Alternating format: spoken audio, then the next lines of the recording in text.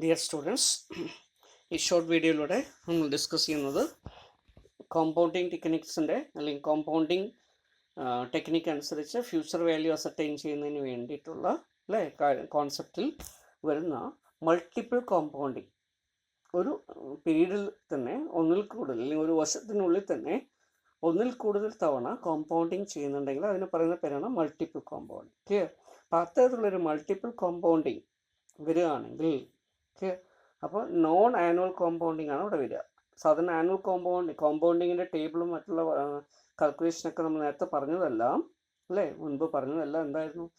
Annual compounding അനുസരിച്ചിട്ടാണ് നമ്മൾ പറഞ്ഞത്. ഒരു വർഷം വരെ പ്രിൻസിപ്പൾ വെച്ച് അല്ലെ ഒരു വർഷത്തിൽ ഇൻട്രസ്റ്റ് കാൽക്കുലേറ്റ് ചെയ്ത് ഇൻട്രസ്റ്റും പ്രിൻസിപ്പളും കൂടെ ചേർത്ത് ക്ലിയർ അത് റീഇൻവെസ്റ്റ് ചെയ്യുന്നു. ക്ലിയർ? എന്നിട്ട് എന്ത് ചെയ്യുന്നു? രണ്ടാമത്തെ വർഷത്തെ വരുന്ന സമയത്ത് ഒന്നാമത്തെ വർഷത്തെ എമൗണ്ട് അല്ലേ വർഷാവസാനം ഉണ്ടായിരുന്ന പ്രിൻസിപ്പളും ഇൻട്രസ്റ്റും കൂടി ഉപയോഗിച്ചിട്ട് ഓപ്പണിംഗ് ബാലൻസ് ആയിട്ട് എടുത്തിട്ടാണ് രണ്ടാമത്തെ വർഷത്തെ കണ്ടുപിടിക്കുക. ഇങ്ങനെ ഇയർലി കോമ്പൗണ്ടിങ് ആണ് നമ്മൾ ചെയ്തത്. ഇതിനെ പറഞ്ഞ പേരാണ് ഇയർലി കോമ്പൗണ്ടിങ്.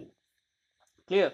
പക്ഷേ നോൺ ആനുവൽ ബേസ്ഡ് ആയിട്ടുള്ള കോമ്പൗണ്ടിങ് സാധാരണഗതിയിൽ പല കേസസിലും നടക്കാറുണ്ട്. അങ്ങനെ വരുമ്പോൾ അതിനെ പറയുന്ന പേരാണ് മൾട്ടിപ്പിൾ കോമ്പൗണ്ടിങ്. ക്ലിയർ? ഒരു വർഷത്തിൽ തന്നെ എന്താവും? ഡിഫറെൻറ്റ് കോമ്പൗണ്ടിങ് ആവും. എങ്ങനെയാണ് ഒരു വർഷത്തിൽ ഡിഫറെൻറ്റ് കോമ്പൗണ്ടിങ് ആയിട്ട് വരിക? Say for example half yearly ആണ് ഇൻട്രസ്റ്റ് കാൽക്കുലേറ്റ് ചെയ്യുന്നത് വിചാരിക്കുക. അപ്പോൾ നമ്മൾ പറഞ്ഞാൽ കോമ്പൗണ്ടിങ് ഹാഫ് ഇയർലി എന്ന് വിചാരിക്കും. അപ്പോൾ എന്ത് ചെയ്യേണ്ടി വരും? ഒരു വർഷത്തിൽ തന്നെ 2 പ്രാവശ്യം ഇൻട്രസ്റ്റ് കാൽക്കുലേറ്റ് ചെയ്യണം. അപ്പോൾ ആദ്യത്തെ 6 മാസത്തേക്ക് എന്ത് ചെയ്യണം? ഇൻട്രസ്റ്റ് കാൽക്കുലേറ്റ് ചെയ്യണം. എന്നിട്ട് എന്ത് ചെയ്യണം?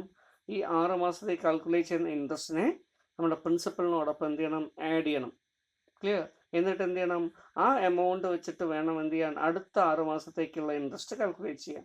ഇങ്ങനെ കാൽക്കുലേറ്റ് ചെയ്ത് വരുന്നതാണ് ക്ലിയർ ഹാഫ് ഇയർലി കോമ്പൗണ്ടിങ് എന്ന് പറയുക. ചിലപ്പോൾ നമ്മൾ കോമ്പൗണ്ടിങ് ചെയ്യുന്നത് ക്വാർട്ടർലി കോമ്പൗണ്ടിങ് ആയിരിക്കും. 3 മാസം കഴിയുമ്പോൾ കോമ്പൗണ്ടിങ് ചെയ്യുന്നു. അപ്പോൾ ഓരോ 3 മാസം കഴിയുമ്പോൾ ഇൻട്രസ്റ്റ് കാൽക്കുലേറ്റ് ചെയ്യണം, പ്രിൻസിപ്പളിനോടൊപ്പം ആഡ് ചെയ്യണം. ക്ലിയർ? ഇങ്ങനെ വരുമ്പോൾ വരും. ക്ലിയർ? അപ്പോൾ ഒരു വർഷത്തിൽ എത്രയാണ് വരുന്നത്? 12 months ഉണ്ട് അല്ലേ? 3 months കൊണ്ട് ഡിവൈഡ് ചെയ്യുന്ന 4 വരും അല്ലേ? 4 പ്രാവശ്യം കോമ്പൗണ്ട് ചെയ്യേണ്ടി വരും. Clear? Number of compounding per year is 4. Okay. Monthly compounding ചെയ്യുകയാണെങ്കിലോ അപ്പോൾ നമുക്ക് 12 അല്ലേ? 12 തവണ കോമ്പൗണ്ട് ചെയ്യേണ്ടി വരും. 12. Okay. So number of compounding per year is 12. കാരണം ഓരോ മാസത്തിൽ നമ്മൾ എന്ത് ചെയ്യണം? ഇൻട്രസ്റ്റ് കാൽക്കുലേറ്റ് ചെയ്യണം. ക്ലിയർ? അപ്പോൾ 1/12 1/12 1/12 എന്ന് വെച്ചിട്ട് നമ്മൾ എന്ത് ചെയ്യണം? ഓരോ മാസത്തെ ഇൻട്രസ്റ്റ് കാൽക്കുലേറ്റ് ചെയ്തിട്ട് അതിനെ ആ പ്രിൻസിപ്പളിനോടൊപ്പം ആഡ് ചെയ്ത് വന്ന് കുമുലേറ്റ് ചെയ്ത് വന്ന് ക്ലിയർ ഇങ്ങനെ വരണം. അപ്പോൾ ഇതിനെ നമ്മൾ എന്ത് ചെയ്യുന്നു? മന്ത്ലി കോമ്പൗണ്ടിങ് എന്ന് പറയും. ക്ലിയർ? ഇങ്ങനെ compounding may be half yearly, quarterly, monthly. Clear? ഇതിനൊക്കെ ആവാം. അപ്പോൾ ഇതിനനുസരിച്ച് മൾട്ടിപ്പിൾ കോമ്പൗണ്ടിങ് വരുന്നു. ഓക്കെ. നമ്മളിവിടെ ഫോർമുല എന്ത് ചെയ്യേണ്ടി വരും? അതിനനുസരിച്ച് ചെറുതായിട്ടൊന്ന് മാറ്റേണ്ടി വരും. Clear? So in the above example it was പെർസ്യൂംഡ് that N അല്ലേ ഇയർ എന്ന് പറയുന്നത് എൻ എന്ന് പറയുന്നത് ഇയർലി എന്നുള്ള രീതിയിലാണ് നമ്മൾ എടുത്തിരിക്കുന്നത്. Clear? So that compounding is made annually. Clear? ഒരു വർഷത്തിൽ കോമ്പൗണ്ടിങ് ചെയ്യുന്നുള്ള അർത്ഥത്തിലാണ് എൻ എന്നുള്ള അർത്ഥത്തിൽ നമ്മൾ എടുത്തിരിക്കുന്നത്. Clear? But however interest may be compounded monthly, quarterly or half yearly ഇങ്ങനെയൊക്കെ കോമ്പൗണ്ടിങ് ചെയ്യാം. So in such cases the formula used in the annual compounding requires necessary adjustment. അപ്പോൾ നമ്മൾ എന്ത് അഡ്ജസ്റ്റ്മെൻറ്റ് ചെയ്യും? So the compounding is half yearly, interest is paid twice A year but half the annual rate. Clear? അപ്പോൾ നമ്മൾ rate എന്തായിട്ട് വരും? അതിനനുസരിച്ച് കുറയും. ക്ലിയർ? സാധാരണ റേറ്റ് ഓഫ് ഇൻട്രസ്റ്റ് നമ്മൾ പറയുന്നത് ഇയർലിയാണ്, പെർ ആനം 10% പെർ ആനം എന്നാണ് പറയുക. ക്ലിയർ? അപ്പോൾ മന്ത്ലി കോമ്പൗണ്ടിങ് ആണ് അല്ലേ ഹാഫ് ഇയർലി കോമ്പൗണ്ടിങ് ആണ് എന്ത് ചെയ്യും? ഈ റേറ്റ് എഫക്റ്റീവായിട്ട് എന്ത് വരും? 5% ആയിട്ട് മാറും. ഒരു 6 മാസത്തേക്ക് 5%, പിന്നെ 6 മാസത്തേക്ക് 5%. ക്ലിയർ? ആ രീതിയിലേക്ക് മാറും. ഓക്കെ. അപ്പോൾ അതാണ് ഈ കോമ്പൗണ്ടിങ്ങിൽ വരുന്ന കൊണ്ട് മൾട്ടിപ്പിൾ കോമ്പൗണ്ടിങ് വരുമ്പോൾ ക്ലിയർ ആ മൾട്ടിപ്പിൾ കോമ്പൗണ്ടിങ്ങിൻ്റെ പീരീഡിൽ ഇൻട്രസ്റ്റ് റേറ്റ് കുറയും. കാരണം normally interest rate will be shown clear as rate per year. ഒരു വർഷത്തേക്കുള്ള റേറ്റ് ആയിട്ടാണ് കാണിക്കുക. ഇത് hence annual rate of interest is to be divided by 2. Clear? And number of years എന്ന് പറയുന്നത് multiplied by 2 ചെയ്യണം. Clear? ഇങ്ങനെ similarly in case of quarterly clear നമുക്ക് 4 ക്വാർട്ടർ ഉള്ളതുകൊണ്ട് 1/4 എന്നായിട്ടാണ് വരിക അല്ലേ. അപ്പോൾ അതുകൊണ്ട് തന്നെ എന്ത് ചെയ്യണം, ഇവിടെ 4 പ്രാവശ്യം നമുക്ക് ക്വാർട്ടറിൽ ഇൻട്രസ്റ്റ് കാൽക്കുലേറ്റ് ചെയ്യണം. Hence annual interest rate is to be divided by 4. Clear. അപ്പോൾ 10% ആണ് നമ്മുടെ ആനുവൽ ഇൻട്രസ്റ്റ് റേറ്റ് എങ്കിൽ 10/4. അപ്പോൾ നമുക്ക് ഓരോ ക്വാർട്ടർലി ഇൻട്രസ്റ്റ് റേറ്റ് കിട്ടും. ക്ലിയർ. അതുപോലെ തന്നെ നമ്മൾ N എന്ന് പറയുന്നത് എന്ത് ചെയ്യണം, ക്ലിയർ, സാധാരണ രീതിയിൽ 5 years ആണെന്ന് വിചാരിക്കുക. അപ്പോൾ ഇൻറ്റു 4 കൂടെ ചെയ്യണം. അപ്പോൾ 20 times വരും നമ്പർ ഓഫ് കോമ്പൗണ്ടിങ്. ക്ലിയർ. അപ്പോൾ ഈ രീതിയിലാണ് ഇതെടുക്കുക. അപ്പോൾ നമ്മൾ അതിനനുസരിച്ച് ഫോർമുല ഒന്ന് ചേഞ്ച് ചെയ്യുകയാണെങ്കിൽ ഇങ്ങനെയാണ് വരിക. Clear. A equal to clear P into 1 + R/M into clear N into M അല്ലെങ്കിൽ M ഇൻറ്റു A. ഇങ്ങനെ എങ്ങനെ വേണമെങ്കിൽ സ്റ്റേറ്റ് ചെയ്യാം. ക്ലിയർ. അതൊന്ന് ഞാനിവിടെ എക്സ്പാൻഡ് ചെയ്ത് കാണിച്ചാണ്. ക്ലിയർ. ഇതിനെ നമുക്ക് എങ്ങനെ എഴുതാം, that is T present value clear into 1 + R/M ആണ് കേട്ടോ, ഡിവൈഡഡ് ദെൻ റേസ് ബ്രാക്കറ്റ് ഇട്ട് M into N, M into A. Clear. അതാണ് എക്സ്പൊണൻ്റ് ആയിട്ട് വരുന്നത്. Okay. Raise to 1 + R/M raise to M into N. ഇനി നമുക്ക് ഇതിൻ്റെ നൊട്ടേഷൻ നോക്കാം. ക്ലിയർ. നേരത്തെ പറഞ്ഞതെല്ലാം PV എന്താണെന്ന് നമുക്കറിയാം, പ്രസൻറ്റ് വാല്യൂ ആണ്. 1 എന്ന് പറയുന്നത് കോൺസ്റ്റൻ്റ് ആണ്, R എന്ന് പറയുന്നത് റേറ്റ് ഓഫ് ഇൻട്രസ്റ്റ് ആണ്. ക്ലിയർ. N എന്ന് പറഞ്ഞാൽ എന്താ, നമ്പർ ഓഫ് ഇയർ എന്നാണ് നമ്മൾ നേരത്തെ പറഞ്ഞത് അല്ലേ. അത് തന്നെയാണ് ഇവിടെയും. പക്ഷേ M എന്ന് പറഞ്ഞൊരു പുതിയൊരു വേർഡ് വരുന്നത് അല്ലേ, ടേം വരുന്നത്. എന്താണ് ഇതിൻ്റെ നൊട്ടേഷൻ കൊണ്ട് മീൻ ചെയ്യുന്നത്? So M equal to number of times for which compounding is to be done in a year. Clear. So number of compounding per year അതാണ് M. M equal to number of compounding clear per year.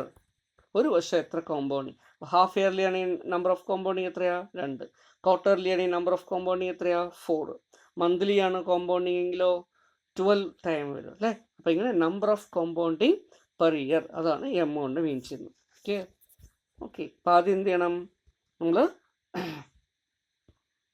1 + അല്ലേ R/M ആദ്യം ചെയ്യണം, ഇത്രയും portion ആദ്യം ചെയ്യണം. Clear.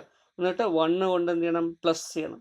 Clear. കാരണം bracket ഉള്ളതുകൊണ്ട് ഇത്ര ഇതിൻ്റെ കാണണം. എന്നിട്ട് വേണം എന്ത് ചെയ്യാൻ, M ഇൻറ്റു N ചെയ്യാം. ഒന്നുകൂടെ പറയാം, നമ്മൾ ഈ ഫോർമുല വർക്കൗട്ട് ചെയ്യുമ്പോൾ കുട്ടികളൊക്കെ പലപ്പോഴും തെറ്റിക്കാറുള്ളൊരു കാര്യം. ക്ലിയർ. ഇവിടെ എന്ത് ചെയ്യണം, R/M ആണ് ആദ്യം ചെയ്യേണ്ടത്. ക്ലിയർ. ഡിവിഷൻ ഫസ്റ്റ് അല്ലേ. അപ്പോൾ ഡിവിഷൻ ആദ്യം ചെയ്യണം. ക്ലിയർ. എന്നിട്ട് എന്ത് ചെയ്യണം, ഇത് ബ്രാക്കറ്റിനുള്ളിലാണ് ഇത് കിടക്കണം. അതുകൊണ്ട് എന്ത് ചെയ്യണം, പിന്നീട് ഈ കിട്ടിയിരിക്കുന്ന വാല്യൂവിനെ 1 കൊണ്ട് ആഡ് ചെയ്യുക. ക്ലിയർ.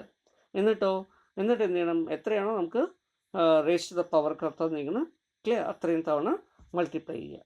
ഓക്കെ. അപ്പം ഇങ്ങനെ വേണം അത് ചെയ്യാൻ. Say for example clear, R എന്ന് പറയുന്നത് 10% വിചാരിക്കുക, M എന്ന് പറയുന്നത് 2 ആണെന്ന് വിചാരിക്കുക. ക്ലിയർ. അപ്പോൾ 10/2. ക്ലിയർ. ഇവിടെ M എന്ന് പറയുന്നത് 2 ആണ്. 2 ഇൻറ്റു ക്ലിയർ, ഇയർ എന്ന് പറയുന്നത് 5 ആണെന്ന് വിചാരിക്കുക. അപ്പോൾ 2 ഇൻറ്റു 5 10. ക്ലിയർ. ഇങ്ങനെയായിട്ട് മാറും. ഇവിടെ എന്ത് ചെയ്യണം, ആദ്യം നമ്മൾ 10/2 നമ്മൾ ആദ്യം ചെയ്യണം. 10% എന്ന് പറയുമ്പോൾ 0.1 ആണ് അല്ലേ. ഡെസിമലായിട്ട് എടുക്കുമ്പോൾ 0.05 ആണ് നമുക്ക് കിട്ടുക. ക്ലിയർ. ഡിവൈഡ് ചെയ്യുമ്പോൾ അപ്പോൾ 1 + 0.05 എന്ന് പറയുമ്പോൾ 1 + 1.05 വരും. ക്ലിയർ. റേസ് ടു 5 ഇൻറ്റു 2 എത്രയാണ്, 10. ക്ലിയർ. അപ്പോൾ ഈ രീതിയിൽ വേണം അതെടുക്കാൻ. So 1.05 raise to 10. ഇതിൻ്റെ വാല്യൂ കണ്ടുപിടിച്ചിട്ട് അത് പ്രസൻറ്റ് വാല്യൂവിനോടൊപ്പം ആഡ് ചെയ്യണം. ഓക്കെ. ഇവിടെ ഒരു എക്സാമ്പിൾ കൊടുത്തിട്ട് നോക്കാം. So if 12% interest per year, 4 years quarterly is on quarterly basis. Okay. Find out the compounding value of half yearly, quarterly and monthly interest basis. We can calculate compound value by using table. Clear. Table ഉപയോഗിച്ചിട്ട് നമുക്ക് calculate ചെയ്യാം. അപ്പോൾ table എങ്ങനെയാണ് calculate ചെയ്യുന്നത് അല്ലേ. ഇപ്പോൾ ടേബിളിൽ നമ്മൾ എന്ത് ചെയ്യണം, നമ്മുടെ R അല്ലേ, R/M നമുക്ക് എത്രയാണോ കിട്ടിയിരിക്കുന്നത് നമുക്കറിയാം അല്ലേ. ഈ വാല്യൂ നമ്മൾ എടുത്തിട്ട് വേണം റേറ്റ് ആയിട്ട് എടുക്കണമെങ്കിൽ. ക്ലിയർ. അതുപോലെ തന്നെ എം ഇൻറ്റു എൻ. ക്ലിയർ? അത് എത്രയാണോ അത് വേണം എന്തായിട്ട് എടുക്കാൻ, എൻ ആയിട്ട് എടുക്കാം. ക്ലിയർ? അത്രയേ ഉള്ളൂ. ക്ലിയർ? അപ്പോൾ നമ്മൾ നേരത്തെ ഇവിടെ പറഞ്ഞ പോലെ നേരത്തെ 2 ഇൻറ്റു 5 10. അപ്പോൾ വർഷം എത്രയായിട്ട് എടുക്കണം, 10 വർഷത്തായിട്ട് എടുക്കണം. 6/m എന്താ, അപ്പോൾ നമുക്ക് നേരത്തെ കിട്ടി 0.1 ഡിവൈഡഡ് ബൈ, അല്ലേ, നമ്മൾ 2 ആണ് ചെയ്തത്, അപ്പോൾ 0.05 എന്നാണ് കിട്ടിയത്. ക്ലിയർ? അപ്പോൾ 5% എടുക്കണം. അപ്പോൾ ഈ രീതിയിൽ നമ്മൾ എടുത്തു വന്നു കഴിഞ്ഞാൽ 5%-ന് 10th ഇയറിൽ നോക്കേണ്ടി വരും. നേരത്തെ ആണെങ്കിൽ എന്ത് ചെയ്താൽ മതിയായിരുന്നു, ഇയർലി കോമ്പൗണ്ടിങ് ആണെങ്കിൽ 10%-ന് 5 വർഷത്തേക്ക് നോക്കിയാൽ മതിയായിരുന്നു. ക്ലിയർ? ഇവിടെ അതിനെ ഡിവൈഡ് ചെയ്യുന്നത് കൊണ്ട് ഹാഫ് ഇയർലി ആയതുകൊണ്ട് നമ്പർ ഓഫ് ഇയർ എന്ന് പറയുന്നത്, അല്ലെങ്കിൽ പീരീഡ്, കോമ്പൗണ്ടിങ് പീരീഡ് എന്ന് പറയുന്നത് 10 ആയിട്ട് മാറുന്നു. ക്ലിയർ? റേറ്റ് എന്ന് പറയുന്നത്, റേറ്റ് പെർ കോമ്പൗണ്ടിങ് പീരീഡ് എന്ന് പറയുന്നത് അതിൻ്റെ പകുതിയായിട്ട് മാറുന്നു. ക്ലിയർ? ഹാഫ് ഇയർലി ആണ്. അതുപോലെ ക്വാർട്ടർലി ആകുമ്പോൾ ഡിവൈഡ് ബൈ 4 വെച്ച് വരും, ഇവിടെയും അതിനനുസരിച്ച് കൂടും. ക്ലിയർ? ഇങ്ങനെ ഇത് നോക്കിയിട്ട് റോസും കോളവും നോക്കി നമുക്കത് കാൽക്കുലേറ്റ് ചെയ്യാവുന്നതേ ഉള്ളൂ. അപ്പോൾ 12% നമ്മുടെ അവിടെ എക്സാമ്പിൾ ഇവിടുത്തെ പറഞ്ഞനുസരിച്ച് 12%-ന് ക്ലിയർ ക്വാർട്ടർലി കോമ്പൗണ്ടിങ് ആണെന്ന് വിചാരിക്കുക. അപ്പോൾ നമ്മൾ എന്ത് ചെയ്യണം, 12% ഡിവൈഡഡ് ബൈ 4 ചെയ്ത് കഴിഞ്ഞാൽ 3% കിട്ടുക. That is 1.12 divided by 4. Clear? That is equal to 0.03 ആയിരിക്കും കിട്ടുക. ഓക്കെ. അപ്പോൾ എന്ത് ചെയ്താൽ 3%-നാണ് നോക്കേണ്ടത്. ഓക്കെ. എത്രയായിരിക്കും ഇയർ? ഇവിടെ 4 വന്നിരിക്കുന്നത്. സേ ഫോർ എക്സാമ്പിൾ ഇയർ നേരത്തെ ഉള്ളത് 2 വർഷമാണെന്ന് വിചാരിക്കുക. അപ്പോൾ 2 ഇൻറ്റു 4, 4 2 8, എട്ടാമത്തെ പീരീഡ് എൻ എന്ന് പറയുന്നത് 8ലേക്ക് നോക്കേണ്ടി വരും. നമുക്കൊരു പ്രോബ്ലം ചെയ്ത് നോക്കാം. Calculate the compound value when ₹10,000 is invested for 3 years and interest rate is 8%. 10,000 രൂപ 3 വർഷത്തേക്ക് 8% പലിശ നിരക്കിൽ. Clear? Compounded on quarterly basis. Okay, ഇതാണ് നമുക്ക് തന്നിരിക്കുന്നത്, അല്ലേ? നമുക്ക് ഡീറ്റെയിൽസ് ഒക്കെ എഴുതി വെച്ച് കഴിഞ്ഞാൽ എന്തൊക്കെയാണ് തന്നിരിക്കുന്നത്? So present value, this is present value. Clear? This is N, this is R. Clear? So what is m? m equal to quarterly തന്നിരിക്കുന്നത്. So m equal to number of compounding per year, അല്ലേ? അത് എത്രയാണ്? അപ്പോൾ ഒരു quarter എന്ന് പറയുമ്പോൾ, അല്ലേ, quarterly എന്ന് പറയുമ്പോൾ ഒരു വർഷത്തിന് 4 ക്വാർട്ടർ വരും. അപ്പോൾ 4. Number of compounding is 4. അങ്ങനെ നമ്മൾ ഫോർമുല എഴുതി. Clear? P into 1 + r divided by m, അല്ലേ, raise to m into n. അപ്പോൾ 10,000 ഇൻറ്റു 1 + 0.08, 8% നമ്മൾ ഡെസിമലായിട്ട് ചെയ്യുമ്പോൾ 0.08 ഡിവൈഡ് ബൈ 4 എടുത്തു. ക്ലിയർ? ദെൻ എം എന്ന് പറയുന്നത് 4 ആണ്, ഇൻറ്റു 3, അപ്പോൾ 12 കിട്ടി. ക്ലിയർ? അപ്പോൾ നമ്മൾ നേരത്തെ പറഞ്ഞ പോലെ ആദ്യം എന്ത് ചെയ്യണം, 0.08 ഡിവൈഡ് ബൈ 4 ചെയ്യണം. അപ്പോൾ 0.02 ആണ് കിട്ടുക. ക്ലിയർ? ഇത് രണ്ടും കൂടെ ആഡ് ചെയ്യണം, അല്ലേ? അപ്പോൾ എത്ര കിട്ടും നമുക്ക്? 1.02 കിട്ടും. അപ്പോൾ 10,000 ഇൻറ്റു 1.02 റേസ് ടു 12. ദെൻ ബ്രാക്കറ്റിൽ ഇതിനെ ഇത്രയും പോർഷൻ നമ്മൾ ആദ്യം ചെയ്യണം, അല്ലേ? അപ്പോൾ അതുകൊണ്ട് എന്ത് ചെയ്യുക, അതിൻ്റെ വാല്യൂ കാൽക്കുലേറ്റ് ചെയ്യുക. ക്ലിയർ? എത്ര കിട്ടും? 1.26824 ആണ് കിട്ടുക. അത് 10,000-നോടൊപ്പം മൾട്ടിപ്ലൈ ചെയ്യുമ്പോൾ 12,682 എന്ന് കിട്ടും.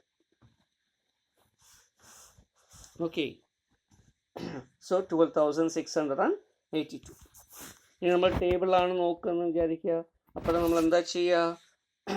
നമുക്കറിയാം, അല്ലേ, നമ്മളിവിടെ പെർസെൻറ്റേജ് ഡിവൈഡ് ചെയ്തപ്പോൾ 2% കിട്ടിയിരിക്കുന്നു. ക്ലിയർ? അപ്പോൾ എന്ത് ചെയ്യണം? സോ 2%, റേറ്റ് ഓഫ് ഇൻട്രസ്റ്റ് 2% എടുക്കണം. 8/4 എന്ന് പറയുമ്പോൾ 2% വരും. ക്ലിയർ? ദെൻ 12 ഇയേഴ്സ് ആയിട്ട് നമ്മൾ എടുക്കണം. 3 ഇൻറ്റു 4 വരുമ്പോൾ 3 വർഷം പോയിട്ട് എന്ത് ചെയ്യണം? 4 പ്രാവശ്യം കോമ്പൗണ്ട് ചെയ്യുന്നതുകൊണ്ട് n എന്ന് പറയുന്നത് 12 ആയിട്ട് എടുക്കണം. അങ്ങനെ എടുത്ത് നോക്കുകയാണെങ്കിൽ 2% നിരക്കിൽ, ക്ലിയർ, 12 വർഷത്തേക്ക് നമ്മൾ നോക്കുകയാണെങ്കിൽ എത്രയായിരിക്കും വാല്യൂ കിട്ടുക? 1.268 ആണ് അതിൻ്റെ വാല്യൂ വരിക. ക്ലിയർ? ഏകദേശം സിമിലർ ആണ്, അല്ലേ? അപ്പോൾ ഇതുകൊണ്ട് മൾട്ടിപ്ലൈ ചെയ്ത് കഴിഞ്ഞാൽ നമുക്ക് 12,680 കിട്ടും. ഓക്കെ. അപ്പോൾ ഈ രീതിയിൽ മൾട്ടിപ്പിൾ കോമ്പൗണ്ടിങ് വരുമ്പോൾ നമുക്ക് എന്ത് ചെയ്യാം? വാല്യൂ കാൽക്കുലേറ്റ് ചെയ്യാം.